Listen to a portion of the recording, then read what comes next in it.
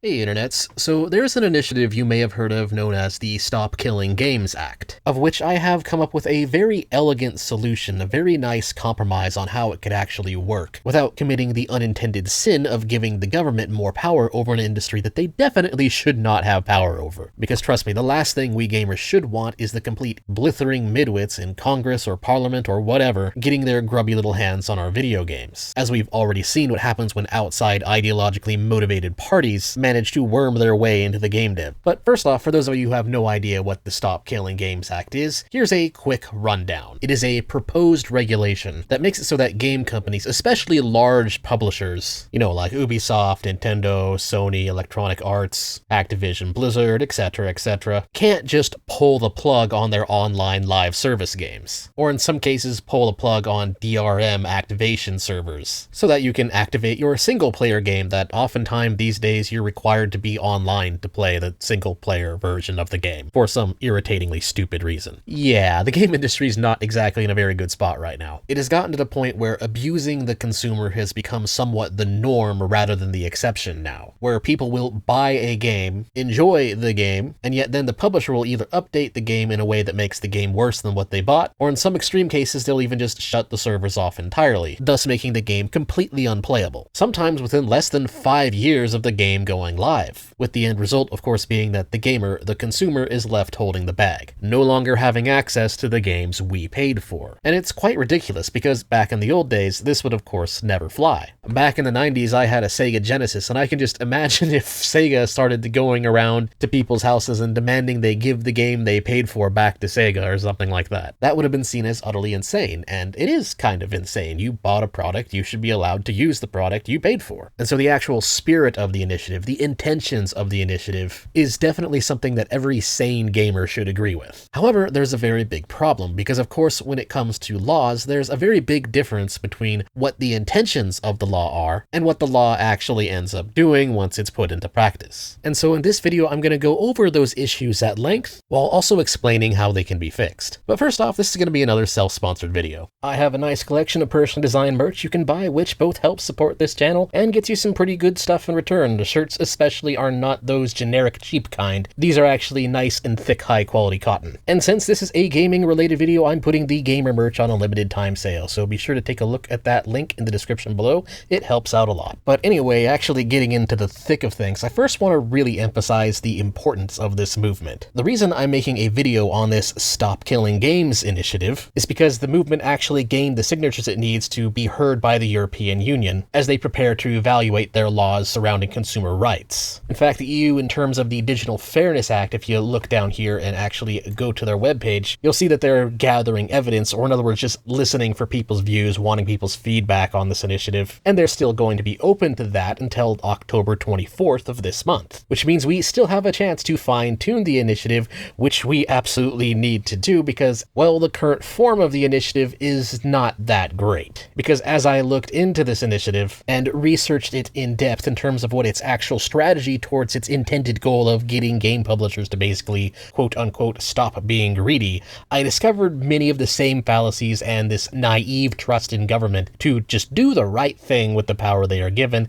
that tends to exist behind many other regulations in other industries. That too often start with good intentions behind those regulations, but then they fumble in execution, sometimes to the point where they end up accomplishing the exact opposite of their intended goals. This is a problem we often like to call the issue of praxis, or the praxis question, or the PQ, I guess you could call it. There's often a disconnect between what you want your theory to mean and what the theory actually means, and therefore there's often a disconnect between what your praxis should be and what it actually ends up doing. This can get complicated, so before I get into the issues of practice when it comes to Stop Killing Games, I'm just going to give a very good example we're all kind of somewhat familiar with. And since this is going to be the European Union that's going to be looking at this potentially as a law, I'm just going to use their irritating cookie law as a really good good example. You know, those completely stupid and totally unnecessary cookie banners asking you whether or not to accept or reject cookies that seem to just randomly plague us whenever we're browsing the internet for some random stuff. And the answer, of course, is because in the European Union, major websites that operate there have to go with this very silly regulation that requires them to gain consent for cookies. And now the theory behind the law, of course, is that because cookies can potentially be used to violate people's privacy, for instance, they can be used to track you from website to website, and they can sell your data to various advertisers, and thus generating advertisements based on your data. And yes, that can be annoying. The problem, though, is that cookies in general aren't actually automatically a bad technology. In fact, if you know anything about programming and website design, then you know that cookies are the least of our troubles when it comes to general cybersecurity. Most of the time, cookies are just used to track your login details, so that way when you leave a website that you use very often and then later come back to that website, the website remembers your login details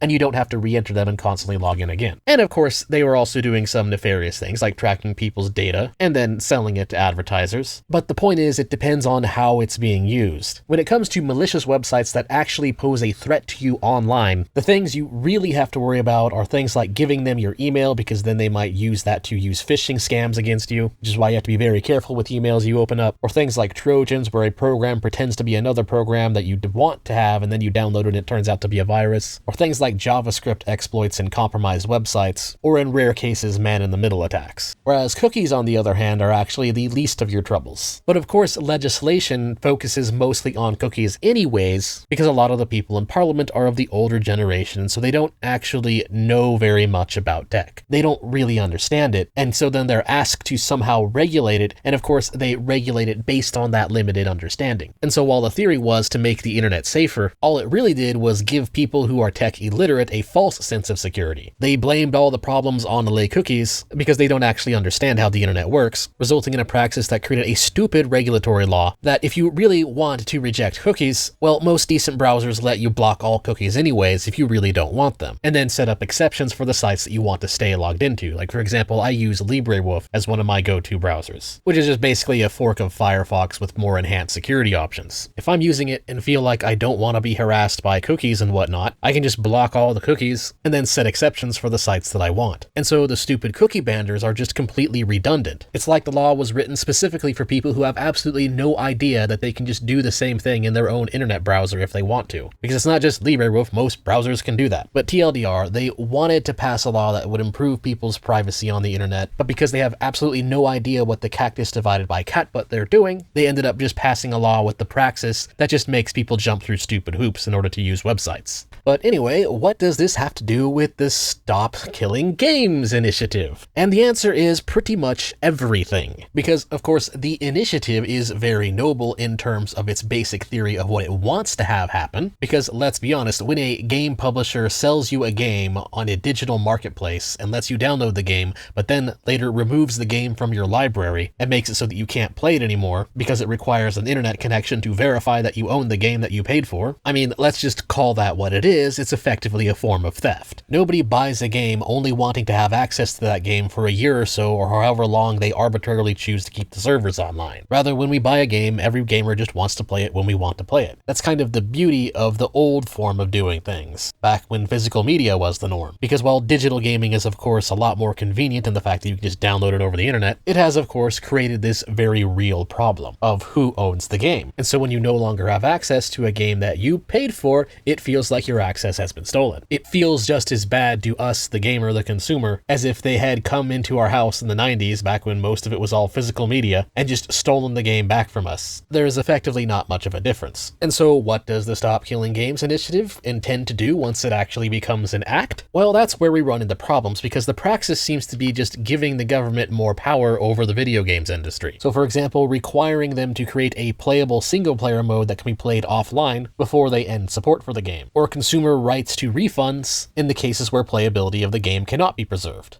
And while it doesn't really specify what those penalties should be, since they're going for adding on to just the current EU consumer rights, that would effectively mean that it's just going to be the government giving fines and fees to game companies and publishers that do not comply with the regulations, etc., etc. And while on the surface, all of those things may sound well and good, actually defining things a little bit more clearer and deciding what the punishment can be is where we run into issues. Like, for example, how you define a quote-unquote playable state. It sounds obvious on the surface, and no sane person would actually question that, but if you get down to things, it's actually very difficult to define. There are certain things out there that everybody knows, but nobody can actually define. And when it comes to making things a regulation, you have to actually define it. And you're gonna expect boomers in Parliament, the same boomers behind the cookie law, to somehow fix this and define it for you? No, they're absolutely going to screw this one up. You're gonna end up with some bogus act that has this massive loophole where they can just create a version of the game that is playable, but is a completely different game. Like a crappy trimmed down version of the game that is only 1 megabyte instead of 50 gigabytes, where it's just a picture of the main character that you can move up, down, left, and right with WASD. That may sound completely idiotic and pedantic, but trust me, that's exactly what can happen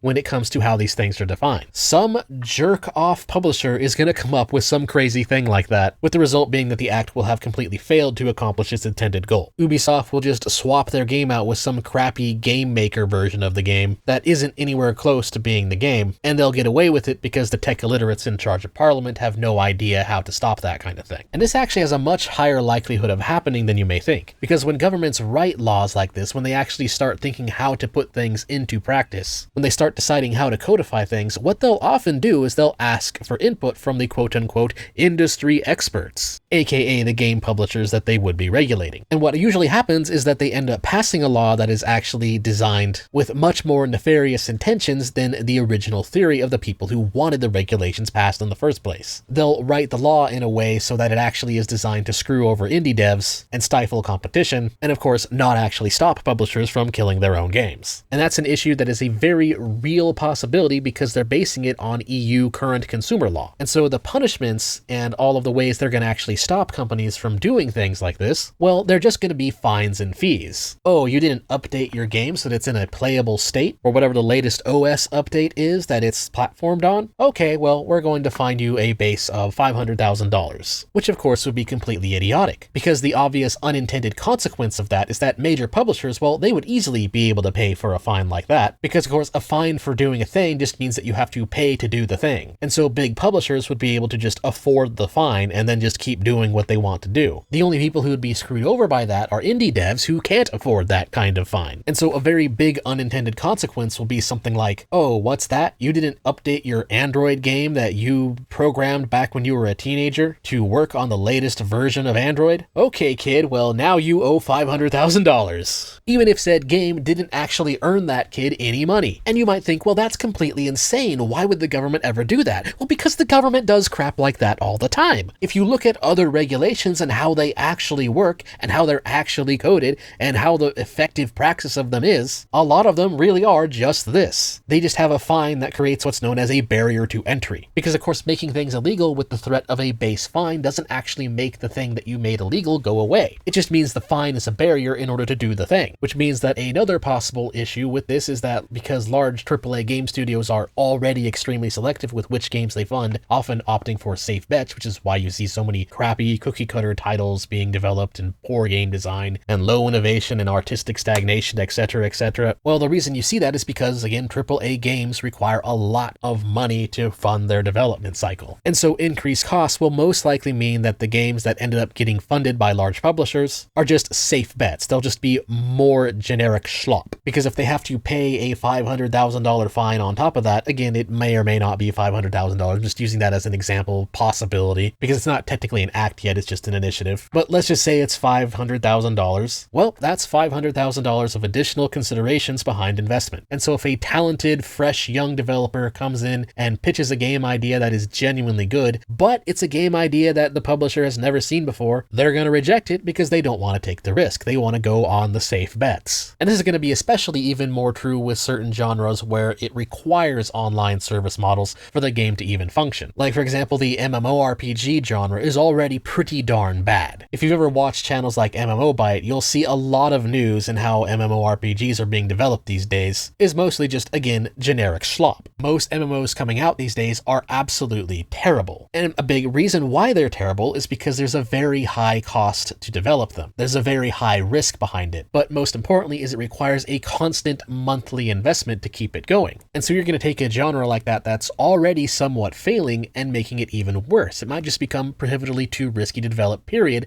since they'll then require expensive amounts of server and monthly bandwidth to run. So the result may be that the law could have an unintended outcome where massively multiplayer games effectively become illegal to develop. Not because those games would be made literally illegal by the law in how it's written, but because nobody will want to risk committing to a game's development that might perform poorly when the game requires a constant ongoing monetary investment to keep running. And sure, reading through the Stop Killing Games FAQ shows that they understand that some of these things can happen and do not want these things to happen, but the thing is, it doesn't matter if you acknowledge this possible problem unless you have a way to stop it. And simply giving the regulatory keys over to the European Union Commission and then just hoping that they do the right thing, well, you're just really begging for trouble at that point. So I guess the best way to put this is that it's kind of a monkey's paw. Whenever you ask the government to regulate the market with fines and fees and whatnot, it's kind of like wishing for something on the monkey's paw, where it grants your wish, but it corrupts the wish. Like, for instance, one of the original stories of the monkey's paw is that a man wishes for his son to be brought back to life, and he is brought back to life, but as a rotting, hulking, mindless zombie. So quote-unquote alive, but actually worse off than he was when he was dead. And so you definitely don't want to do that to the gaming industry. And the obvious counterpoint, the obvious alternative plan, is to just recognize that the issue is an issue of intellectual property rights. If we took away copyright as being a thing, then of course the whole thing of DRM and activation servers and such for single-player games, well, that would all immediately go away. You wouldn't have DRM in a copyright world, and you could just keep copies of your games on external hard drives, or other various easy ways of keeping backups. And of course, people would be able to just run private servers for things like MMORPGs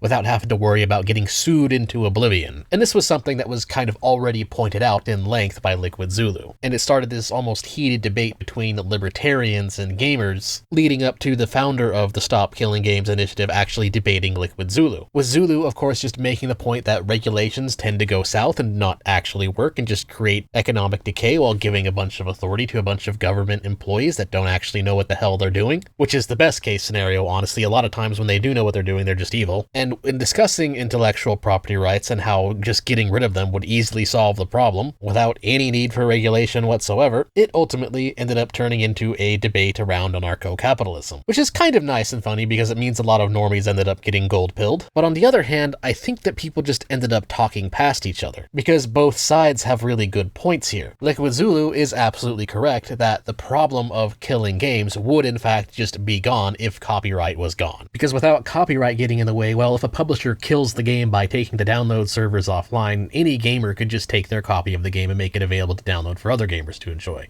This also fixes additional issues that Stop Killing Games doesn't even currently cover. Like, for example, if a major publisher started to abuse their game with crappy updates or unreasonably priced DLC, or again going back to the MMORPG example, make the game aggressively pay to win, or in other cases just bad game design like bad balance updates that don't actually balance the game because they're geared towards lesser skilled players and thus they don't actually do anything. Well, again, with copyright out of the way, if a major publisher started doing any of that, then gamers could just start up a vanilla version of the game, a vanilla private server for other gamers to enjoy. Because without copyright, then there's no grounds to sue them. You don't have to worry about DMCA or takedown notices on your private server you put so much time and energy into making. And we've already seen pretty good evidence that copyright is in fact the problem. For instance, one recent particularly nefarious thing I saw was Terra Online, which was actually a fairly decent game I used to play a little bit. It had very well designed combat, pretty decent PvP, but it also had the problem having a really aggressively pay-to-win business model, which also incentivized the developers to make a lot of changes to the game that ultimately made it worse. The result being that, well, the game is currently not available on PC anymore. They killed the game. Because it doesn't matter how good the game originally is, if you've got a bad business model behind it and continuously update it with bad content, people are eventually just going to stop playing. Now, of course, the solution to this game being taken off, from the gamer's perspective, has just been private servers. Plenty of people have reverse engineered this game, and various private servers keep popping up that are running it. But the thing is, recently, Krafton, the intellectual property owner of Terra, the original developer, allegedly issued some DMCA takedown requests against some of the private servers, even though Krafton is no longer running the game on PC anymore. Krafton took the original PC servers down. They deleted everybody's characters. And so then when the gamers who enjoyed their game decided to create private servers to bring it back, their answer was to sue them so that they couldn't run private servers of a game they weren't running anymore. And so you just see very evil things like that when it comes to copyright. You see crappy publishers having this almost crab mentality of, oh, we can't earn money off of our game anymore because it failed, so you're not allowed to enjoy it anymore. And getting rid of copyright would of course immediately fix this kind of abuse. However, on the flip side, Ross Scott, that's the guy behind the Stop Killing Games movement, had some very good counterpoints. One, it's not always easy for gamers to reverse engineer a game and then create a private server with it, because, you know, if you don't have the source code, that's pretty darn hard to do, which means it can take years for the game to be back up online. Meanwhile, gamers are still just left for that time being holding the bag. And number two, which is unfortunate to say that it's correct, which is that it's not really entirely realistic to get rid of copyright. Even though we libertarians are completely correct on this, there's of course a very big difference between being correct and being realistic in terms of strategy. Because as terrible as current copyright laws are, the reality is they're the way that the world currently operates. It's not just one country, it's pretty much every single first world country in the modern day follows these laws. And big, major multinational corporations all follow these laws as well, and they base their investments on how these laws currently work. And so as bad as copyright is, just completely removing it is not so simple. There's too many people with too much money invested in the way that the current IP laws operate. And so they're never going to allow you to just reform IP to get rid of copyright laws entirely. There's almost effectively a 0% chance of it happening. And so then the question is, why should gamers have to wait for something that would take decades of reform to actually get passed? Because there's no doubt that copyright is the problem. On that point, Liquid Zulu's absolutely correct. But if the people who are currently in charge would never let getting rid of it fly, then what else can you do other than just pass more regulations? And well, I think there's actually a very good compromise that both of them kinda missed. And here's how it would work. Keep the Stop Killing Games initiative largely as it currently is. All the things that would result in publishers getting quote-unquote punished would effectively stay the same. No more taking games offline, no more attacking private servers, and no more leaving video games in an otherwise unplayable state. But instead of using anti-consumer regulations to threaten the government to butt in, instead reform the Stop Killing Games Act into what I would like to call a Use It or Lose It Act, where it threatens to have the government butt out, which would aim to, instead of trying to fix the issue at the root of the cause, which is getting rid of copyright, which again would be preferred, but again is also kind of impossible, what we do instead is we just create certain clauses where the government would no longer enforce specific laws. So for example, no more $500,000 fine or whatever the EU Commission is seeking to do, or whatever fine it's going to be. Instead, we would just have it so that it requires them to keep the game in its original state available for download, and if they don't do it, then the government would threaten to butt out of the situation. They just wouldn't enforce any private server that pops up. It would basically just be them saying, okay, no, you can't sue gamers for starting up their own server anymore because you got rid of the original game. So you're not using your quote-unquote intellectual property anymore, therefore we're not going to enforce it. So instead of abolishing copyright entirely, they would still remain the intellectual property right holder. They would just lose the right to actually have that IP enforced while they are not using the IP. And to be reasonable, and also to prevent certain loopholes, we would make this lack of enforcement last at least a year. So for example, say a publisher kills their game by taking the servers offline, and then maybe 2 years later they decide to make a reboot of the game, and let's just say hypothetically that there's some private server that gamers set up of the game pretty much immediately after the original servers went offline. They would only be able to enforce their intellectual property rights after having their new server running for at least a year. This would prevent the potential loophole of publishers simply temporarily making the game of the same version available for one day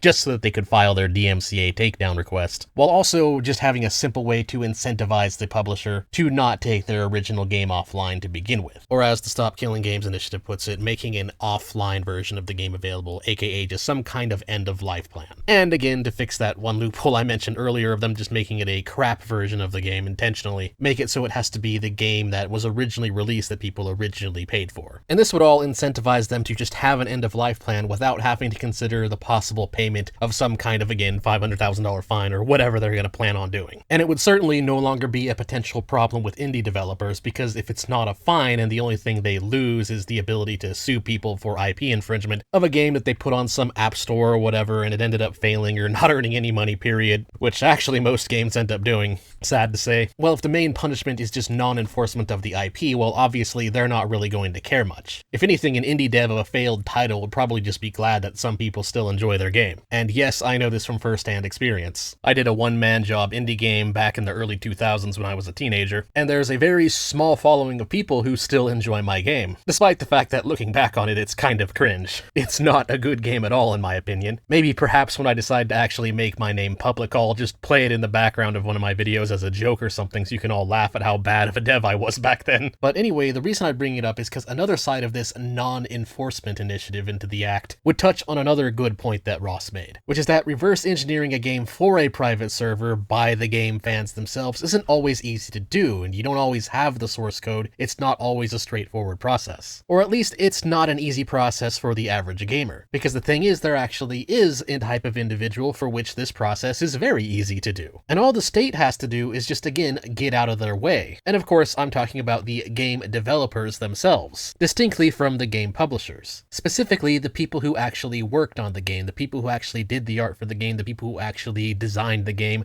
the people who actually did the programming for the game. Because of course, there's an important distinction here between developers and publishers when it comes to AAA titles. Because the studios that produce the kinds of multi-million-dollar titles are of course part of a very complex corporate hierarchy. You kinda have to be in order to get the investment needed for a 200-person plus developer team. And this means that the decision to kill a game, unfortunately, is usually done at the top level of the food chain, which means the guys pulling the plug on these games is often some finance executive working higher up at the publishing level. These people are often just business midwits and thus often do not know the first thing about developing video games, and are often just some nepotistically hired schmuck whose only real power is that they happen to hold a higher place in the hierarchy in the company, but mainly it's that they have a say in how the IP is being used. And if you think this annoys you as a gamer, it absolutely annoys the ever-living heck out of the developers themselves. The people who actually put their time and energy into making and designing the game absolutely hate it whenever a publisher higher-up decides to abuse the intellectual property just because it isn't hitting metrics, and thus butchering the game with either ridiculous monetization systems, or again just taking it off the store entirely. Which means it's actually the game programmers and artists and designers I'm talking about here as the people who could easily leak the source code online. The only reason you don't do it as a developer is because there's major consequences for getting caught. Aside from just never being hired by that publisher again, they also run the risk of being taken to court over some non-disclosure agreements, along with various other cybercrimes. And in the way it currently works, the state will actually aid the major company in discovering which developer leaked it. And so leaks usually don't happen. Unless, of course, part of the state butting out would be just this. In addition to not enforcing DMCA on private servers, the Stop Killing Games initiative should also recommend that the state threaten publishers with not enforcing any kind of NDA agreement with the developers. That way, all it takes is one dev who's pissed off enough about the situation, and trust me, there's plenty of them, to just leak the source code anonymously, with a pretty good chance of getting away with it because they don't have to worry about the state tracking down who they were. That investigation would then have to be done privately by the entire corporation. And in that case, the worst punishment they could get would be just losing their job, because the act itself would no longer be considered a crime. They would no longer have to worry about getting sued as an individual by a major company, which usually tends to not go over so well. And so by adding that stipulation to the Stop Killing Games initiative, gamers can improve the odds of being able to get their hands on the source code by granting the devs some legal immunity that allows them to get away with doing so. And this all has the added benefit of only really needing it to get passed in one country, because that's the main unrealistic issue of abolish copyright. Just abolish copyright and the problem will go away, which is true, it would go away if you just abolished copyright. However, the issue in how copyright laws work, it's really hard for just one country to abolish copyright, because there's a bunch of international trade agreements that include it. But when it comes to a regulation that just creates non-enforcement in certain situations, well then you only really need one country to do it. For example, if say Germany was the only country that managed to get this non-enforcement version of the Stop Killing Games initiative passed, well then all gamers would have to do is just host their private servers in Germany, or whichever country manages to pass this stipulation, because you really only need one place that decides that they're not going to enforce any kind of takedown request, and then you can just host your server in that place, and then all the other gamers can connect to it externally, with the worst case scenario is that people outside of that country would just need to access it via VPN. And so that's a way we can get game publishers to stop pulling the plug without giving the government a bunch of power over the video game industry and trying to create an act that has an actual chance of getting passed. And besides the reason that it has a better chance of getting passed that way, there's two other reasons why you would want to do things this way, rather than just leaving it up to the European Union Commission to decide what that punishment may be. The first of these is just another kind of going back to Liquid Zulu. One of the basic points he made in his video is that regulations like this that are based on fines and fees and whatnot, well, they just create barriers to entry, but they also tend to create these sort of weird second, third, and fourth order effects. Or in other words, they tend to incentivize people to avoid the fines and fees in really weird ways, which tends to create other effects elsewhere in the economy, largely due to the butterfly effect. So for example, let's say that they manage to pass the Stop Killing Games initiative as an act in the European Union, as it currently is, just leaving it to the EU Commission to decide what those punishments will be, which again, it's just going to be fines and fees being paid to the government. And so let's say that hypothetically this happens, and then what happens as a result is a lot of big name publishers, well, they just end up outsourcing their development cycle to China as a simple way to avoid the regulatory fees whenever they can, which is very realistically something that can definitely happen. China has been getting a lot better at game dev recently. I mean, for example, the game I'm playing in the background for this video is Chinese developed. So there you go. And this could also create a third order effect of more money going into the hands of the Chinese Communist Party, of which the CCP could then use that money to fund some of their more nefarious endeavors. And that's the kind of thing that people often just don't even think about. How passing a totally innocuous seeming regulatory law about digital rights in European countries could lead to very weird unrelated things like funding the invasion of Taiwan or something. And that's really what I mean by equating a lot of government intervention and butting into things as being similar to the monkey's paw problem, because that's the kind of negative unintended side effect that tends to happen. But the other reason why we should do things this way and have the Stop Killing Games initiative recommend just butting out of IP law and enforcement in certain situations is because we kind of have to. Because IP law in the way the world currently operates is really, really, really, really bad. And it's not just bad for the reasons that Zulu pointed out. It's also bad from an empirical standpoint on very simple measures. For example, there was an Alabama Law Review study which showed that the vast majority of music sales happen within a year of it being released, and then the sales putter out to almost nothing by year 10. Or to quote them directly, according to a 2013 analysis conducted by the Bureau of Economic Analysis BEA, most songs depreciate 65% in their first year of life. With big emphasis right here, and earn almost all of the revenue that they are going to make in the first 5 years from the date of release. There's also another article from Park and Messerlin, which also came to relatively the same conclusion, showing that the vast majority of revenue for any kind of piece that has intellectual property tied to it is made very early on in its life cycle. But a big difference though is that this study also looked at what happens to revenues after the work enters the public domain. And what they found was there is a very large gap in earnings between where the original work is published under copyright law and then once it enters public domain. There's something around a 50-year gap there under current copyright law, which is 70 years plus lifespan of author, a time frame in which almost no revenue for anybody whatsoever is generated. And this proves a very key point, which is that even if you don't agree with some of the libertarian views that copyright should be abolished outright,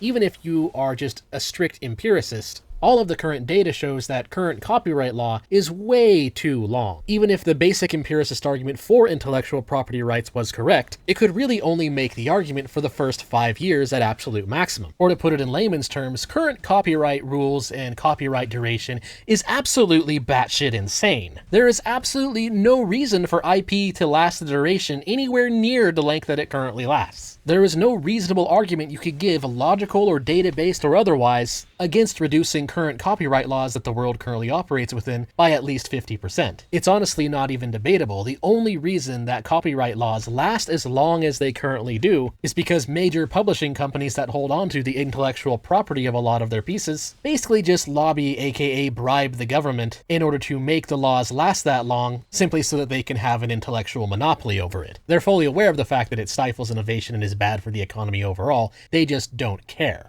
And so going back to the Stop Killing Games initiative, well, it's pretty obvious that the main issue is these ridiculous copyright durations. And while it may not be reasonable in the short term to get the world to completely scrap copyright, at the very least we should be recommending baby steps to getting this fixed. And game publishers abusing intellectual property ownership to take down digital copies of games or otherwise ending their support for online titles, then sitting on the IP and doing nothing with it while we gamers are getting ripped off by these iPigs, well, it's the perfect avenue by which we can show the world and prove that current copyright laws are completely broken, and thus how major problems can be fixed even by simple, small measures that don't even get rid of copyright, but instead just add tiny stipulations to reduce it that make IP unenforceable in specific situations, or even just slightly extending current fair use laws to include games that have been taken offline. And I know it's a lot of work to even just get the signatures needed to get the initiative heard by legislators in the first place, but we really need to start caring about doing things the right way and at least trying to fix problems at their root cause. Failing to do so could easily lead us right back to where we started, or in a worst case scenario, we could accidentally lay the groundwork for allowing even more government regulation and intervention, leading up to censorship of video games for ridiculous reasons, which of course is the last thing we need. Anyways, that's all I have to say on the matter. Thanks for watching. Please like, share, comment, and subscribe, and if you want to support my content, you can do so on Ko-Fi, Subscribestar, or by buying some merch. Again, some of the gamer merch is currently going to be on sale on the merch store. So again, that is all. Thanks for watching. Till next time.